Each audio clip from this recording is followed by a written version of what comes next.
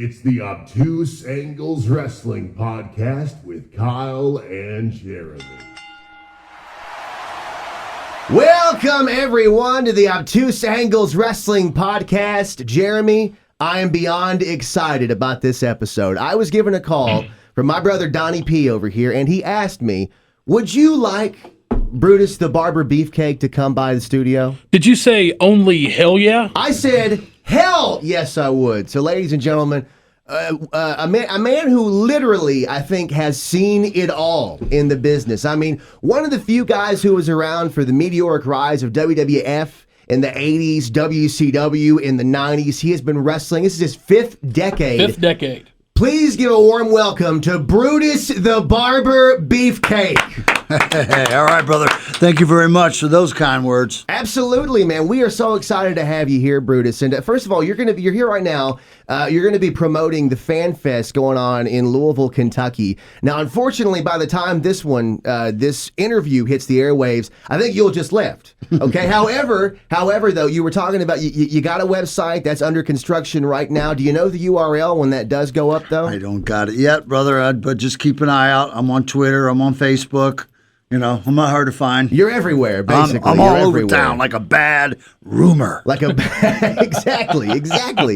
Well, you know what? Speaking of bad rumors, Brutus, you know, I got to address this up front. Obviously, for a number of years, you have been friends with Hulk Hogan. I mean, a lot of people have said best friends. You tag teamed at WrestleMania 9. And Hogan gotten into some trouble recently, obviously.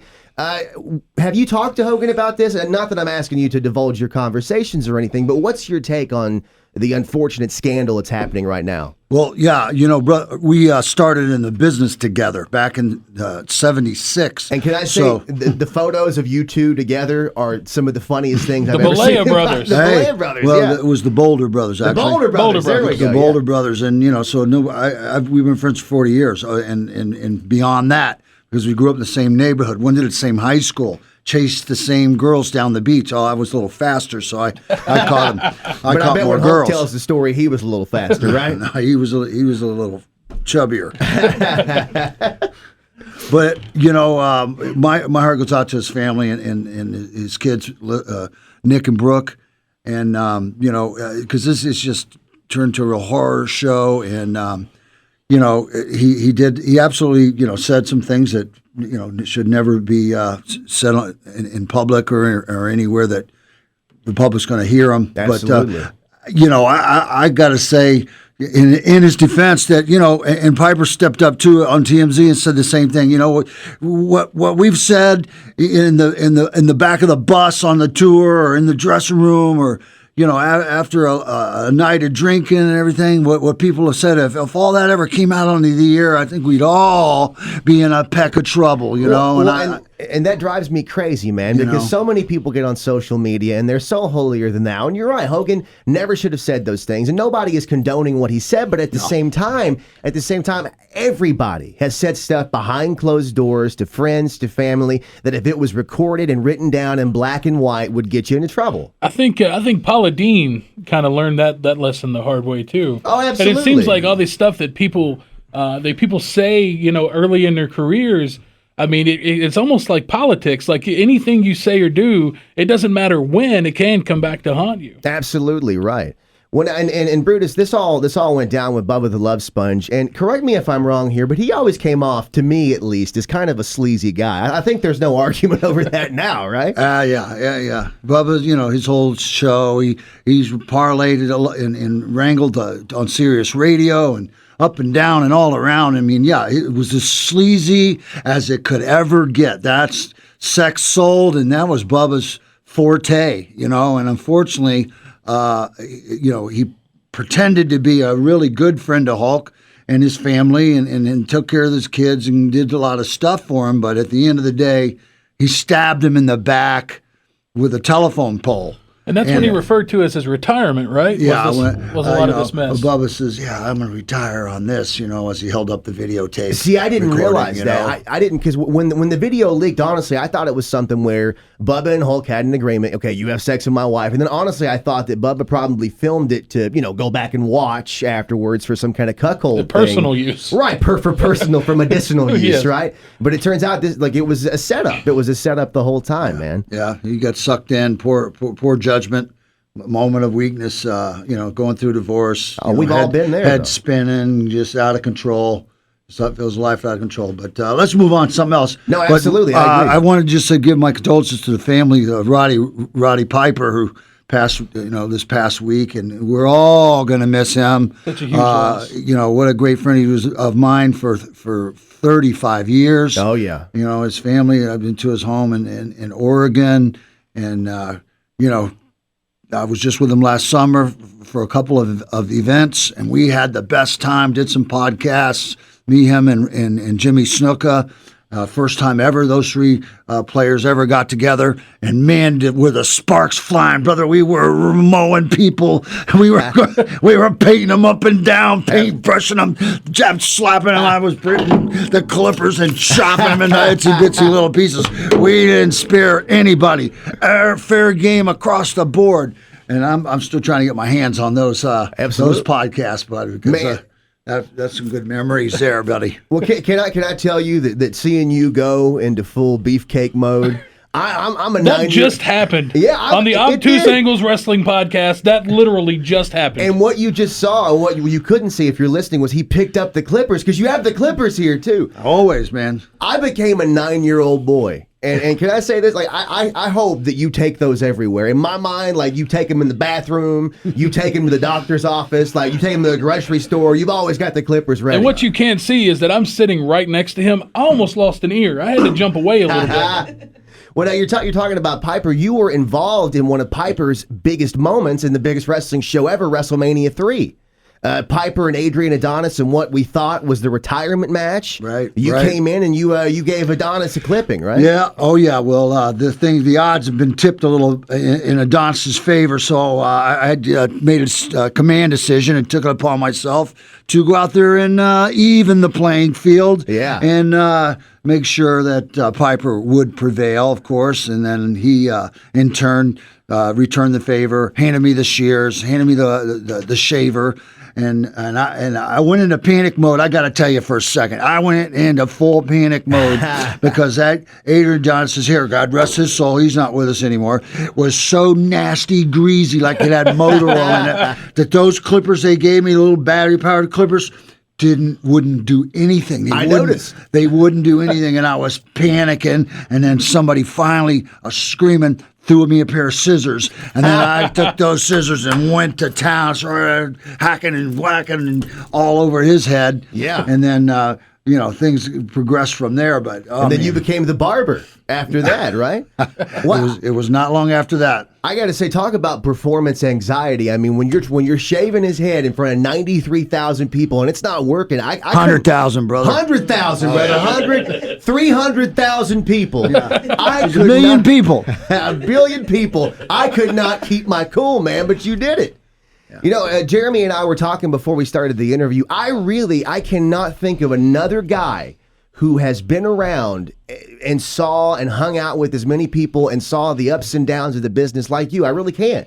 I mean, because you were there for the peak of both the companies in the 80s and 90s and going into the 2000s, NWO man. days, baby, when NWO was running wild, riding Harleys out to Sturgis and parking around the ring and, having all these pay-per-views and with celebrities and the stars, Well, and I guess we're just going to jump Jay around. Leno, the mailman, Karl Malone. That's what I was going to ask you. I guess we're just going to jump around time-wise a little bit here. You were involved in the NWO match. It was Hogan and Dennis Rodman against Diamond Dallas Page and the mailman Karl Malone, and you came in, and I believe you gave Karl Malone the Apocalypse. Yeah. Oh, yeah. I know the my Apocalypse, baby. The Apocalypse. See, not a lot of people probably remember the name for that move, but I do, man. I was a huge fan. A huge fan. Yeah, Diamond Dallas tried to steal it, doing my movie, called it the Diamond Cutter. No. It It was the apocalypse. Stole the apocalypse. Yeah, he stole it. Yeah. Man, you completely transformed when you became the apocalypse. I mean, you went from being Brutus with the way you look now. The I'm sorry, disciple. well, yeah. Then you became a disciple. You grew the beard out and you had the long hair. I couldn't even tell it was you for like the first 6 months. What was it like to be involved in that match? Because the highlight of you given the apocalypse was on ESPN. It was on Entertainment Tonight. It was everywhere. Just business as usual, brother. You know, Brutus the Barber, whether it's the disciple, Brutus the Barber, or the the butcher, the baker, the booty man maker. You know, I had a few different handles there for a little while. You did, in yeah. between, but it was always business as usual out there, man. And it's always been great. I've always been a featured match. To Yeah. be in the wrestling business 38 years and to have 30 years of it being featured matches all over the world, Japan, Europe, Asia, just all continents. It's just really an honor. It's really a privilege. I'm just grateful to be here and sitting with you guys right now and talk about it, and just give a little insight to the people. Well, man, and we're so grateful too because again, I mean, Jeremy and I and Donnie and everybody grew up such huge fans of you. So, but you mentioned that you have had you were the Booty Man, you were the Zodiac, you were everything. Is there a character? Is there a persona that was your favorite, and then maybe one that you didn't enjoy so much? Well, Brutus was definitely the best one. Disciple, was great. Oh, yeah. Disciple had great potential, but that was my favorite. It was just never meant to be with the way the future just collapsed around it. Yeah. But I don't know. The booty man or the man with no name was kind of not much fun. Hanging out with Kimberly had to be nice, though, right? I really Kimberly. She didn't impress me, brother. She couldn't bum off me. Yeah. As far as I know, she the Giant and Bischoff and there was a few other takers that were sniffing around that, and so I steered clear, brother. A lot of people say that. Yeah, what about Kimberly? I go, yeah. Not happening, brother. Not impressed. Not happening, man. She was Used goods. Yeah. Used goods. Was Paige cool? Did Paige? Oh, well, that's what's weird, man, because he's just stand by. I guess he must have enjoyed it, so he stood by and watched. I don't know. I don't know what his deal is, but let's move on. Hey, you're fine, brother. You're fine, man. We will talk about Damn whatever Dallas you want. Page still in his move, man. I mean, aside from that, he's maybe Page was okay, other than still in his. Did you have a question you were going to ask, Jeremy? I did. You would talk a little bit about the WWF tag team titles with Greg the Hammer Valentine. Well, that was some of the most exciting times. Winning the belts with Greg was tremendous, and defending those belts all over the country. It really was the end of an era of tag team wrestling when tag team wrestling was really a feature and was a main event and was filling 25,000 seat arenas every night on its own, main event shows on its own. And Kyle and I actually just talked about recently on an episode some of the tag teams that never worked, and then sort of the decline of tag team wrestling, especially over like the last 20 years or so. That was an era that I think I speak for everyone when I say is really missed. Yeah. Well, Greg and I we came through it at a time when it became popular to cheer for the bad guys because our gimmicks were so outlandishly different, so flowing, and Brutus Beefcake with the outfits, Greg with the robes. We came over. We were tough, and we weren't the prissy, floating around the ring guys. We were kicking ass out there every single day. Whether it was wrestling the Killer Bees or the Rougeaus or Sheik and Volkov or the Bulldogs. It didn't matter. You saw the same Beefcake and the same Valentine out there getting their hands raised day after day after day, and full packed houses, returning matches, bringing back matches, and selling them out again. Doesn't happen anymore, unfortunately. No. Now, I came up as a big Greg the Hammer Valentine fan. Loved a lot of the stuff he did with WWF, some of the early stuff he did with Ric Flair. And I actually had a chance to meet Greg the Hammer Valentine earlier this year. And you know how they say, don't meet your heroes? I had a really kind of a rough run-in with Greg the Hammer Valentine. I've seen that happen more than once.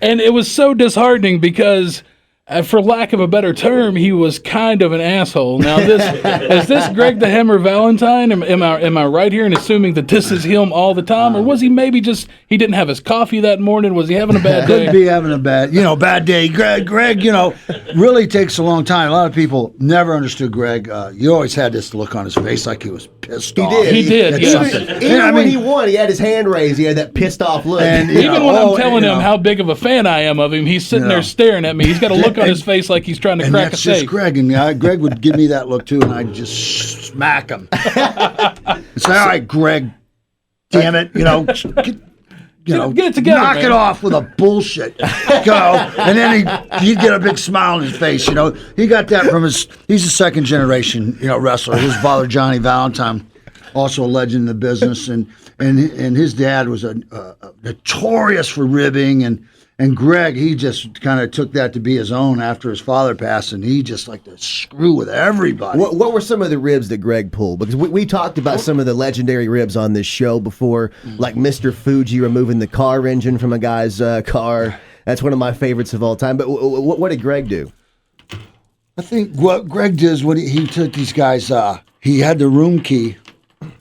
He went into their hotel room, flipped the heater all the way up, went over to the bed, pulled the sheets back, and took a big, a Donald Trump right in the middle of the bed, pulled all the sheets back up, tucked them in nice, and left the room with the heater going blasting. And the guys would come into their room, and I mean, it would. When you open the door, the heat and the smell, they were calling the hazmat people. Woo! Sirens going off, fire alarms, everything. Oh my God! Did he ever do that to you? He would never dare.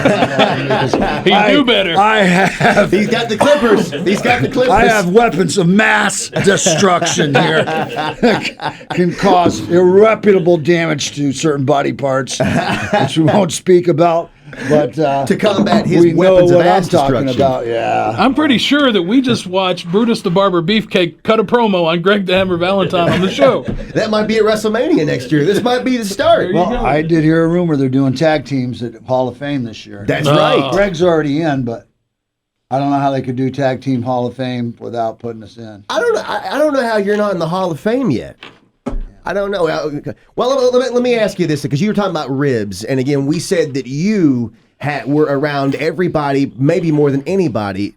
What is the best rib that you've ever seen that maybe didn't involve Greg Valentine? Was that it, or was there another one? Oh man, you got me kind of on a bad day for remembering ribs, because there's just too many to begin with. The Bulldogs were really active. They used to borrow my clippers all the time and cut people's pants legs off, cut one of their socks, cut the toes out of their socks, cut all their shoelaces out of their shoes, super glue, their locks, or we go to a gym and they put all the locks on somebody's back, so there'd be 25, combination locks on their bag, or they'd super glue. Guys hang their stuff in a locker and in the dressing room. They'd super glue the lock closed on the thing. Oh God, that's awful. Or put super glue on a toilet seat. Somebody sits down. I mean, those guys, they were just relentless. And I was fortunate enough to steer clear of their stuff. I may have provided a few objects. So when you see the Bulldogs carrying a tube of super glue, it's best to just stay away. Yeah, absolutely. Gather up your going things to the and other sit in the room corner. and. Well, because you always heard the stories, and it's been written about in many books that the Dynamite Kid was kind of a hard guy to get along with at certain times. I know there have been the stories of Dynamite Kid, and was it Jacques Rougeau? There was a serious altercation. Yeah. Well, Davey Boy Smith was a very close friend of mine, and the Dynamite I got along fine with, and we all got along.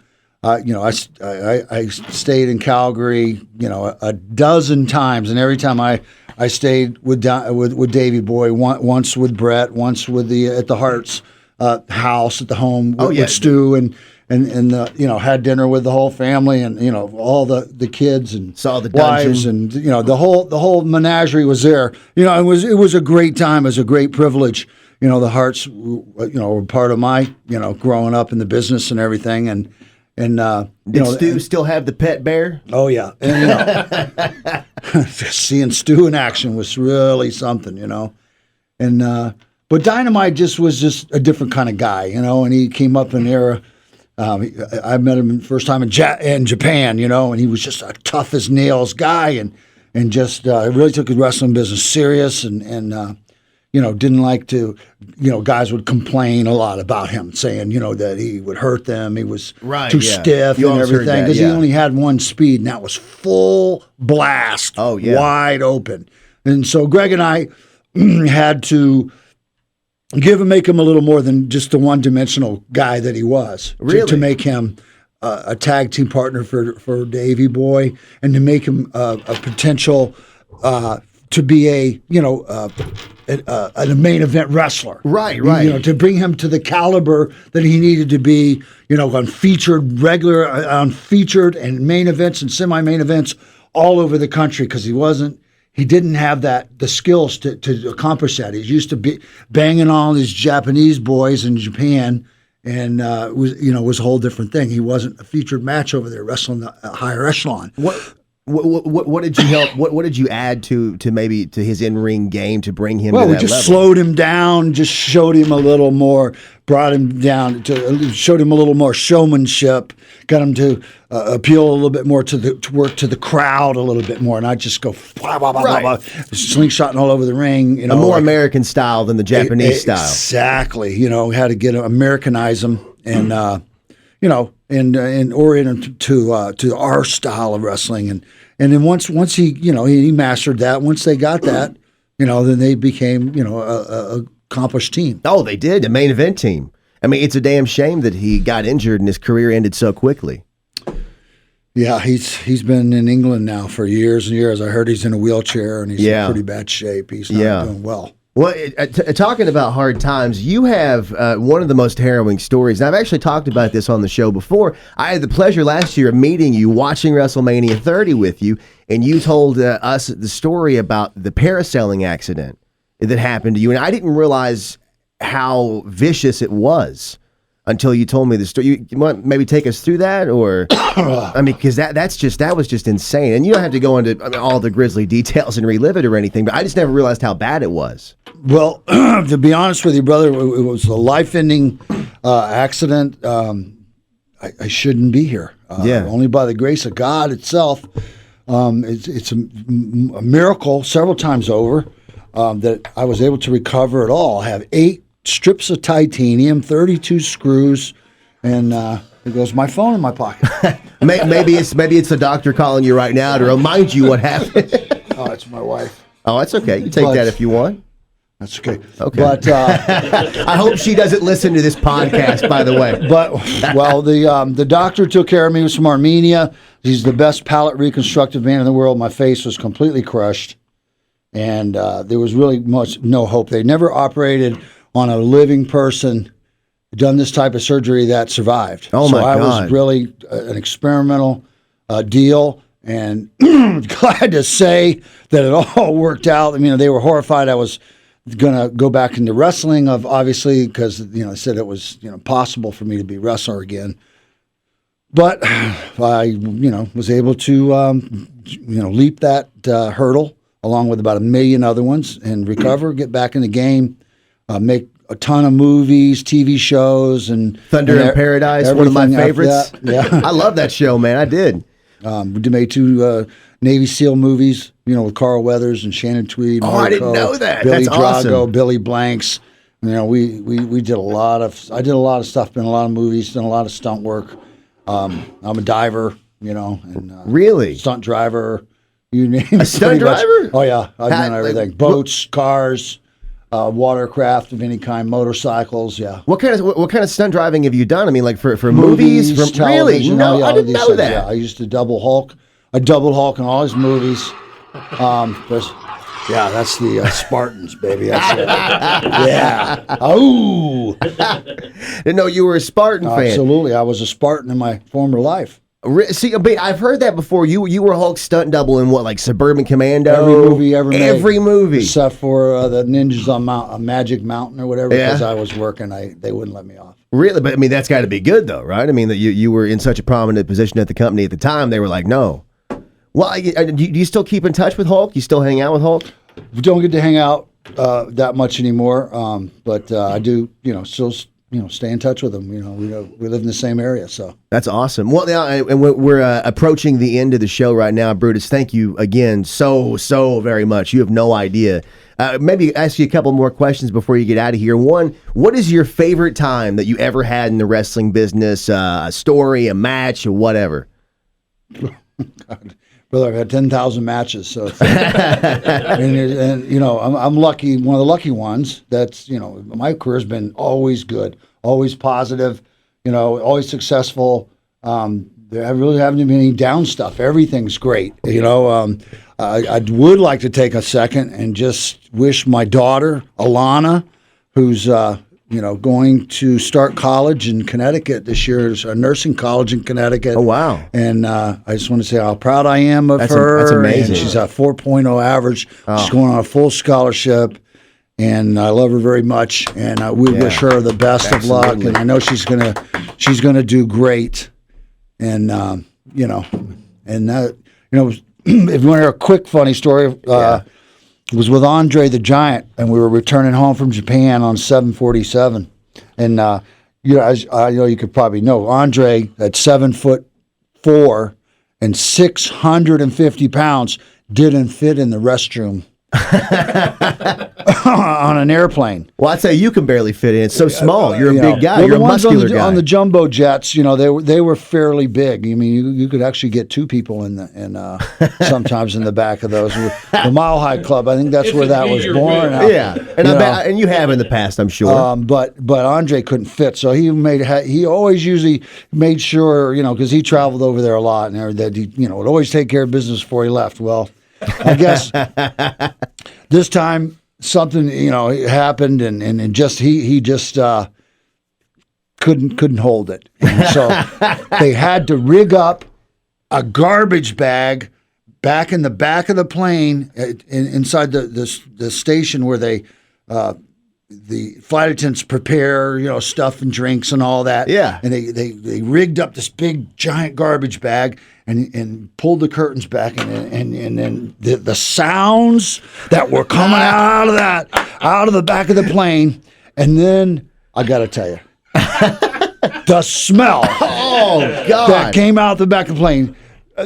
First of all, the wrestlers, everybody knew what was going on, and the wrestlers, the wrestlers were just rolling in the aisles, but the people in the back of the plane were gagging, throwing up, puking all over the place. I mean, they had a hell of a time cleaning up that plane afterwards, and the sounds that were coming out, it sounded like a herd of elephants or something, or buffaloes humping, or I don't know. It was just crazy sounds.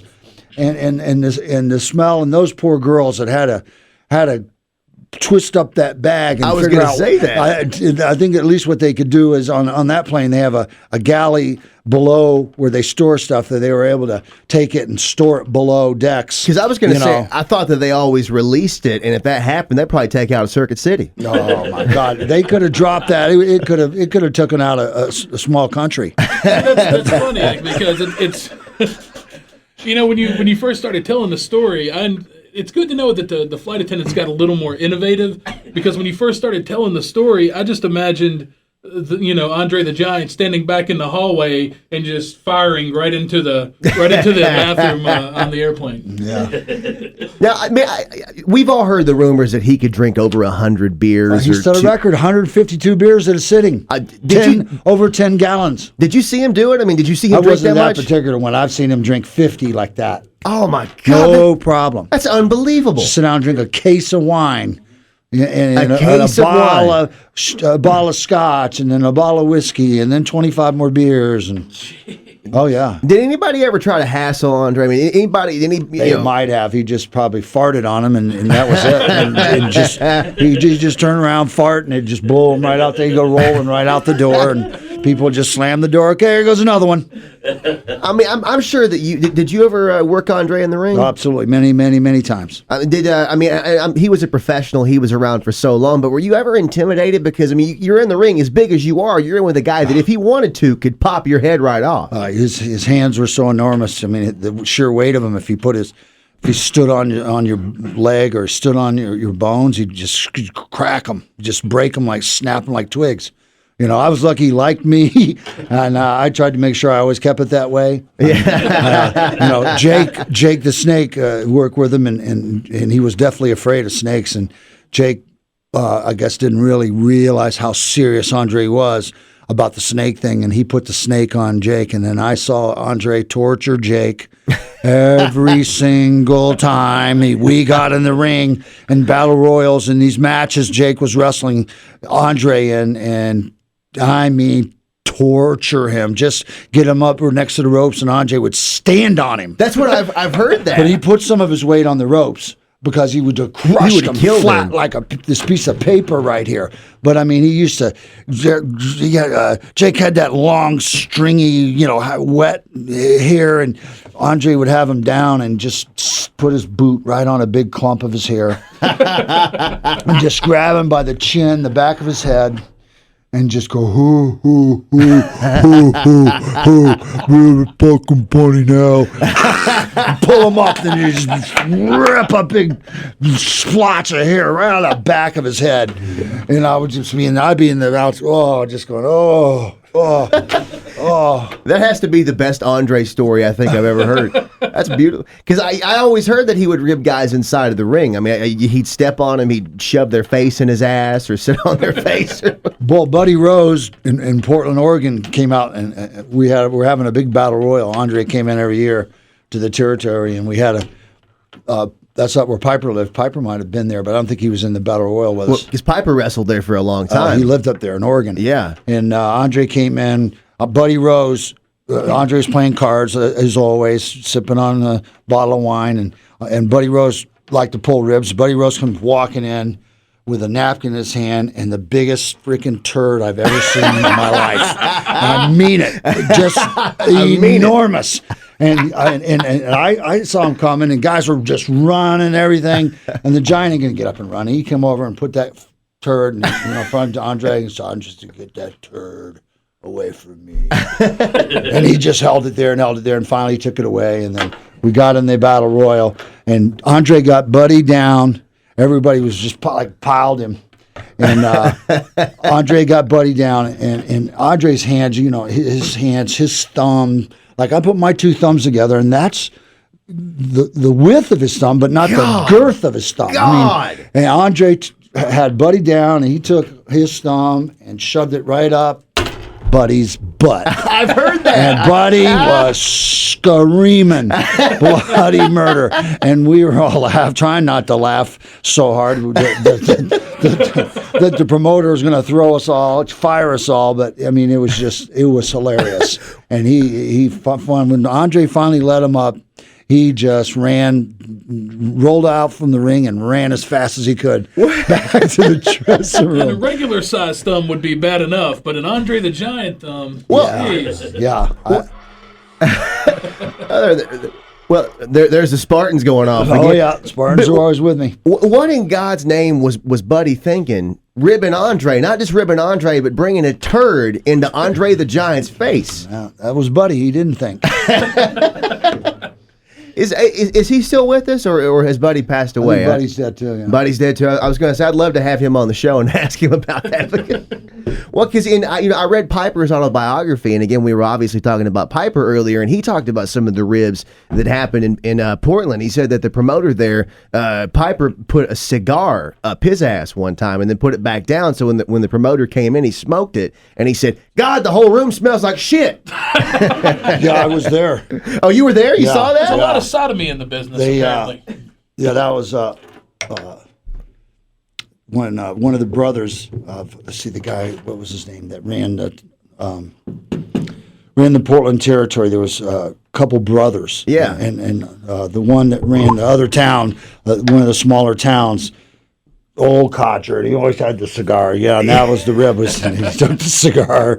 When he got a new one, they took the cigar and gave it the woo-woo, and then, and then left it for him. And then he took that thing and chewed on it and walked around. And everybody just everybody just laughed and laughed and laughed and laughed and laughed and laughed. Did he ever catch on? He's, tastes like shit. But he never really figured it out. I don't think anybody admitted to it. Wouldn't have been a good idea. Well, but before we jump off, do you have a Piper story? I mean, other than that one, because you were with him for so long, do you have a backstage Piper story? About, I know I'm putting you on the spot right now. Again, Piper, Jeremy and I just grew up such huge fans of Piper. They're too X-rated for this for this market. Well, Roddy. Want to remember Roddy, and he was a great guy. Never took advantage or hurt anybody. Always was a great businessman, a great wrestler, a great father, and and we're gonna miss him big, absolutely, big time. I know there's so many people and my friends I've talked to, and everybody's gonna miss him. We're all in shock and mourning. Just if everybody will say a prayer out there and keep him in your prayers. I know he's sitting there watching me right now, getting a good laugh. Absolutely. Roddy Piper, man, rest in peace. Love him. Well, again, thank you so much, Brutus, and congratulations to your daughter. It sounds like you have the type of kid my parents wish they had. I got to say hi to my wife, Missy, starting a new job today. Girl, go get him.